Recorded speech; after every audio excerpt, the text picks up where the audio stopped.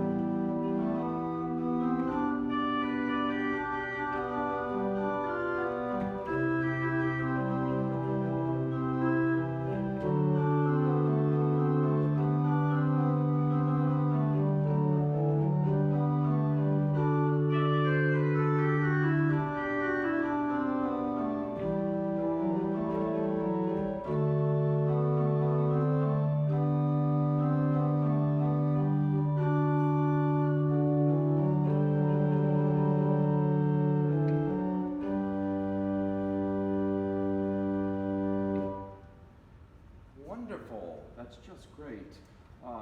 Don't you love this music?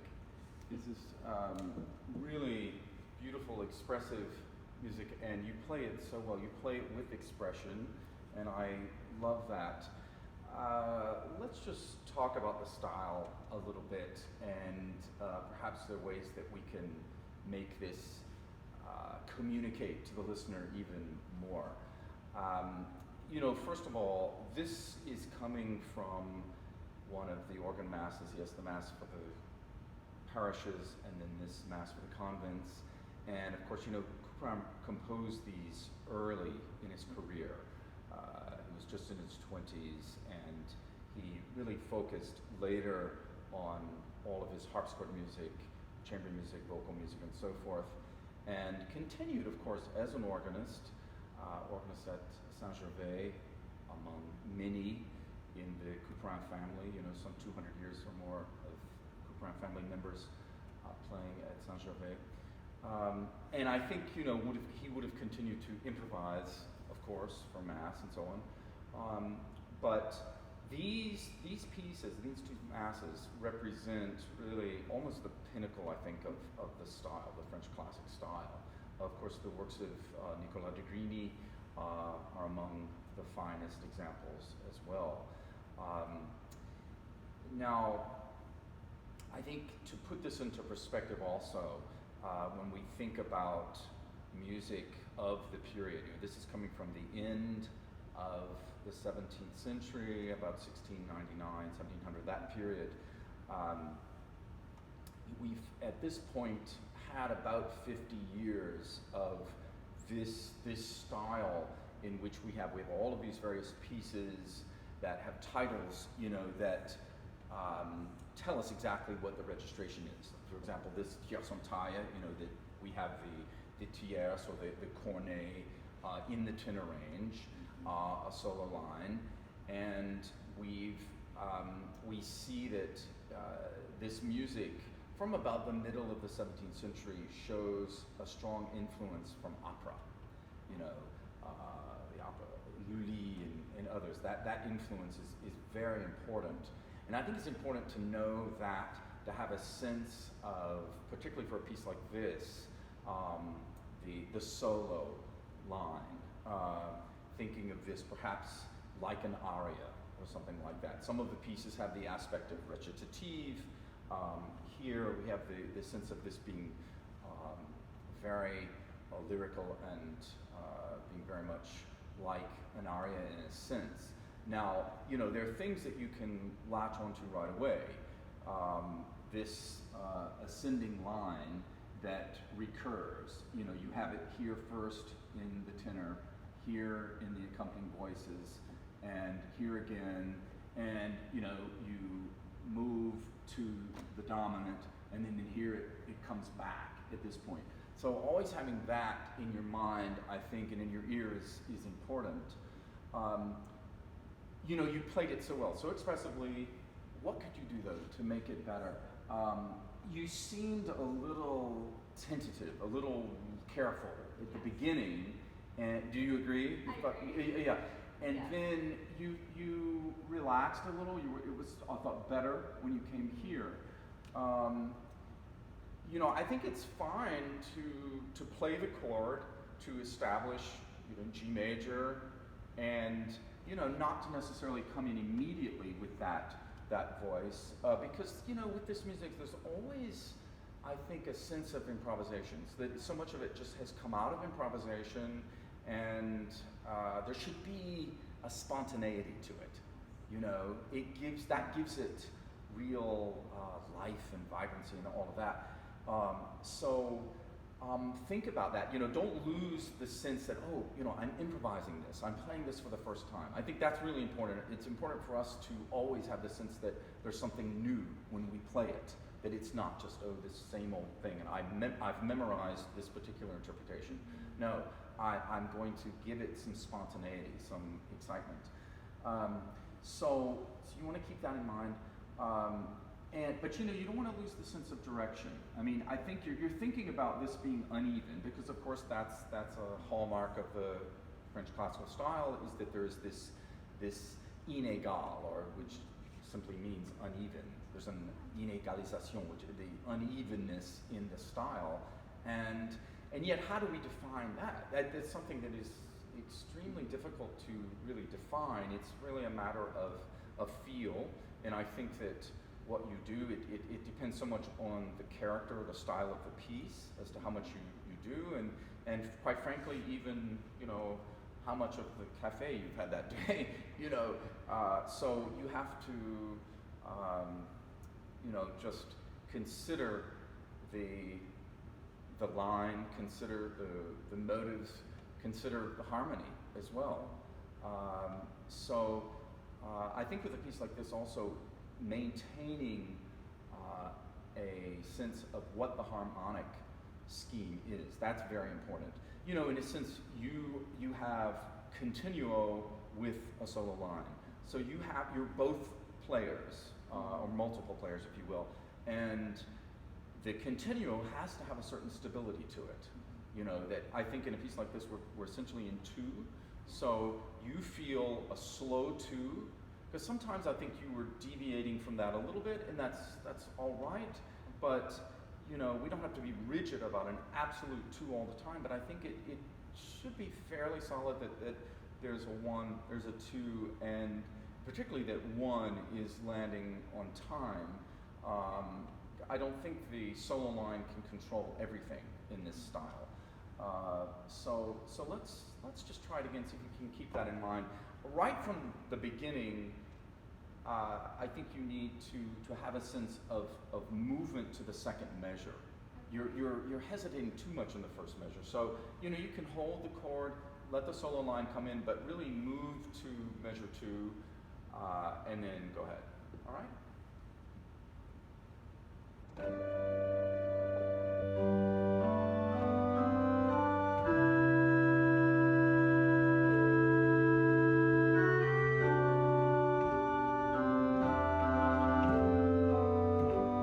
Okay, let's stop there. Let's try something. Let's just take the overall tempo a little faster. Okay. It seems it's just a tiny bit slow. So if you think one, ta, dee, da, dee. Yeah, give it a little bit more of a push ahead. It's still, your soloist is a little slow here. It just, needs a little kick just to go. Here we go again.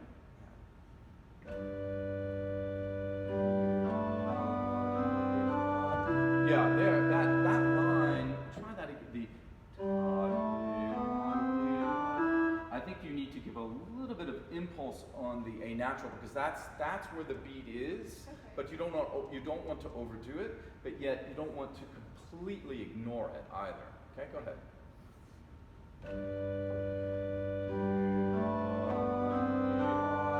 Okay, now let's just try this. I think there's also an issue of the body. We need to be aware of what our body is doing. And this is the type of piece particularly where I think the body needs to be as quiet as possible. And what I noticed was that even when you tried to accent the A natural, there was a physical gesture. I don't think you need it. Try to remove yourself as much as possible from the body. Almost, imagine yourself looking down at yourself, at the music, and just completely remove all of the extraneous motions and simply let it be, let it happen.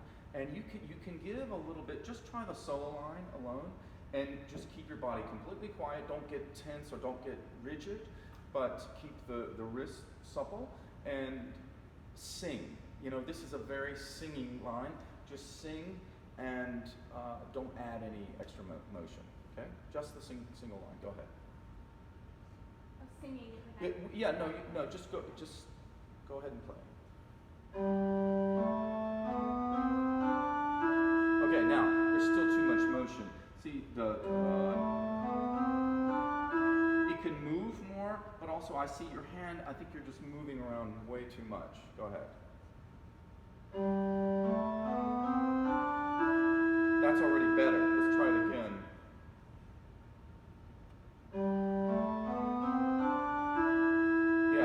That's good. And then just try a different way of where you have a little bit more of a long, short sort of effect.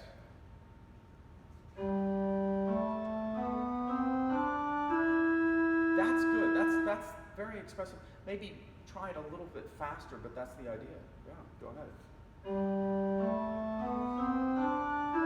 Yeah, it's good. Now let's add the other voices and then go ahead.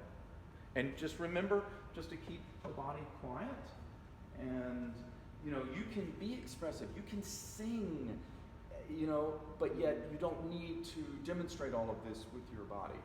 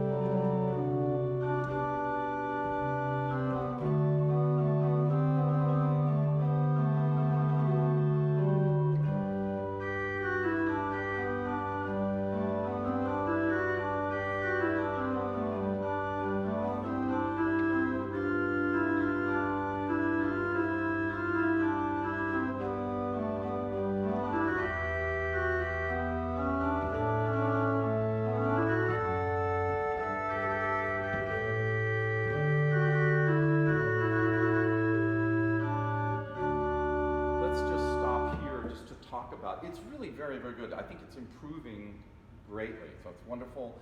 couple of issues just to consider. One is the ornaments. Of course, this style of French music, it's incomplete, of course, without the ornaments. And Couperin, as all of the French composers are at this time, he's specific about what the ornaments should be. One might debate about when to add additional ornaments, but we don't need to get into that now. Mainly, let's discuss the ornaments that are there. What I hear is that you typically are holding, emphasizing the upper note, which of course the French were the first to really develop a system of ornamenting from, or trilling from, the upper note, which of course you're doing, and that's correct. The thing is, though, that you are holding the upper note in almost every case. And the French are specific at this time about the ornament that would be one that, which involves holding the upper note. And it's called the tremblement appuyé, which literally means that you're holding the upper note before you then start trilling. And you shouldn't do that everywhere. D'Anglebert is specific by including a vertical line before the symbol for the trill, so just to simply tell the player, hold the upper note a little bit longer and then start trilling. There's nothing wrong with doing that, but I think you should save it for the longest note values. For example, here, this dotted quarter right at the cadence, you have more time. But the trill that precedes it, because this is very typical for a French cadence, to have two trills, one is short, and then we go to the cadence. So you have the time here, but not there. So let this be a simple trill, fairly quick, and then you take the time with the expressive trill there. And the same thing over here. We've marked it short, that this one's short, this one's a little bit longer. And Couperin, even, in his wonderful treatise, L'art de toucher le clavecin, the art of playing the harpsichord, he tells us that it can make a trill so much more expressive if you start it slowly and then speed up. And you can certainly do that in this case and in this case. Hold the upper note a little bit longer, then start the trill slower, this kind of a thing where you're, something like that. So let's deal with this issue first. Could we start perhaps just on this measure, and let's think about those trills. You can go ahead and play everything just to get these couple of cadences.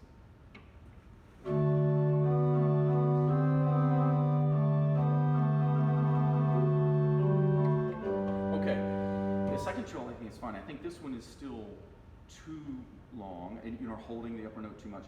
The other thing is, make these notes quicker. Couperin also tells us that when you get above 16th notes, it really doesn't matter so much what he has notated. The idea is that this is a gesture. It's a quick gesture, and in this case, it's essentially the beginning of the trill. A lead in, if you will, to the trill.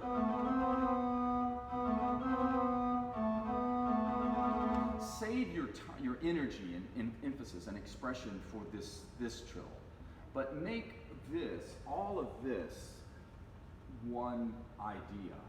This is all one thing. So you, after the A natural here, have a break. Do you understand? Try just that line. Play the A natural, then have a breath, and then these 30 seconds are quick.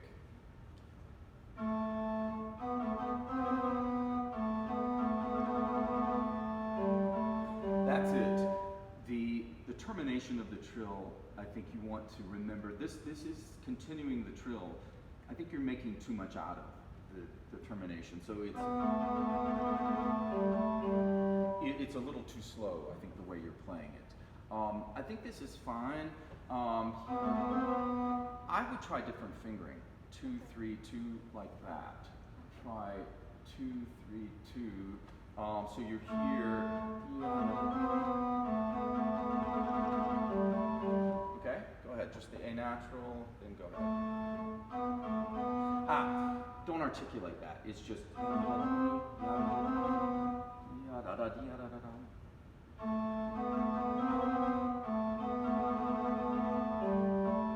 yeah, but play these twice as fast.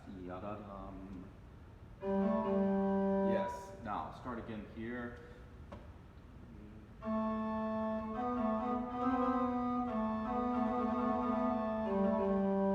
That's it. I think it's just going to take a little bit of time to work that out. We've got the same issue here. There's a little bit less going on, but it's the idea that you have a simple trill that's short and then a longer, more expressive trill here. We also then have the 16ths in these couple of measures. As you can see, the harmonic rhythm is very slow. I mean, it's all G major really, and just going to 6/4, we add the flat 7, but you know, I mean, there's really nothing, and then we're finally going to get a secondary dominant here, and we're going to go to the dominant. So finally something happens.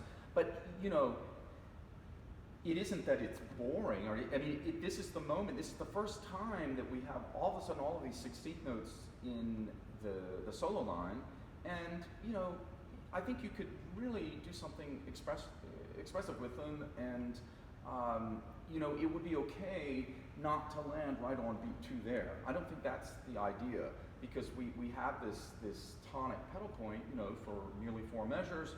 So what can you do to make that more interesting? You know, let's just try it. Just start right on that. And so instead of being fairly rigid, be a bit freer with it and see what happens. Okay?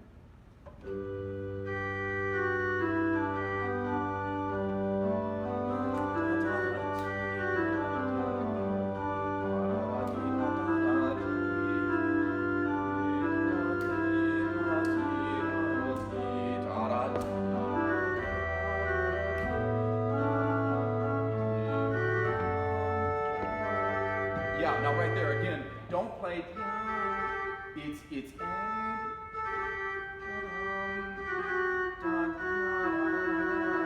we have all of these, we have 3 trills in this case, really. So you shouldn't give too much to those so that you save the energy for the last one. It also makes, by what you're doing, I think it makes the music sound very vertical. You want it to be more horizontal. You want to move to the cadence to the dominant. So you've got to shift the energy in that direction. I think you're doing the right thing, by the way, with these scales, in that you play them as simply, it's an ascending gesture. Okay. But I think they could be a little clearer, you know, I mean, more, and then, what would be, and even the way he's notated it is that the idea is that the lower notes are held, you begin slowly, and then you move quickly through it. Does that make sense? Try just the scales. So hold a little bit more at the beginning, move slowly, and then sort of surge ahead. Go ahead. That's more like it. Try that again, yes.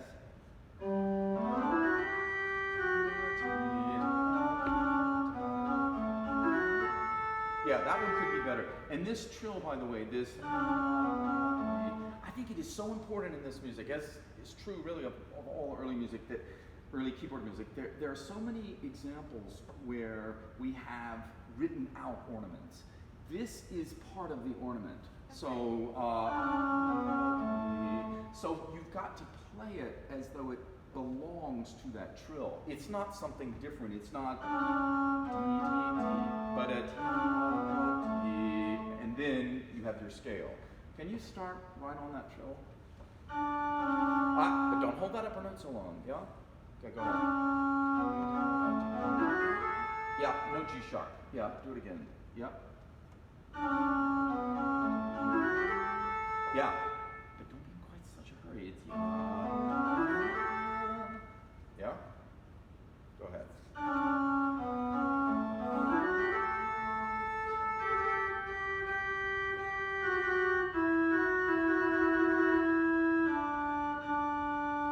Yeah, it's getting there really very, very well. All right, well, thank you so much.